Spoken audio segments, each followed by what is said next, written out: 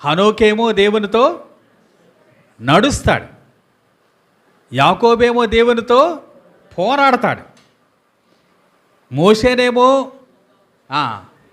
దేవునితో ముఖాముఖిగా మాట్లాడతాడు, యోబేమో దేవునితో మాట్లాడటం మాత్రమే కాకుండా దేవునితో వాదిస్తాడు.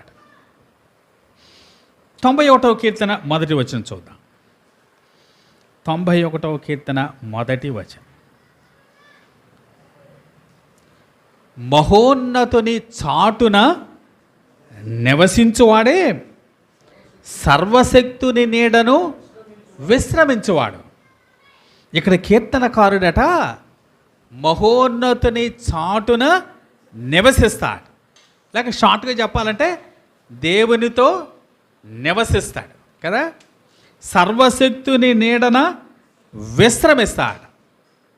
దేవునితో నివసిస్తాడు, దేవునితో విశ్రమిస్తాడు కదా. అంటే దేవునితో నిద్రపోతాడు అనమాట. He sleeps with God. ఎంత మంచి అనుభవాలండి కదా. మన అనుభవాలు కూడా అలా ఉండాలి.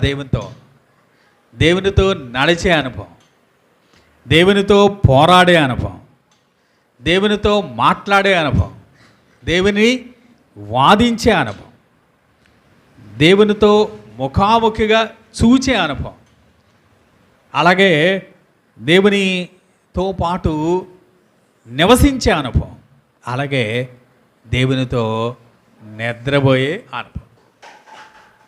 ఇలాంటి అనుభవాలు మనకు కూడా ఉండాలండి కదా.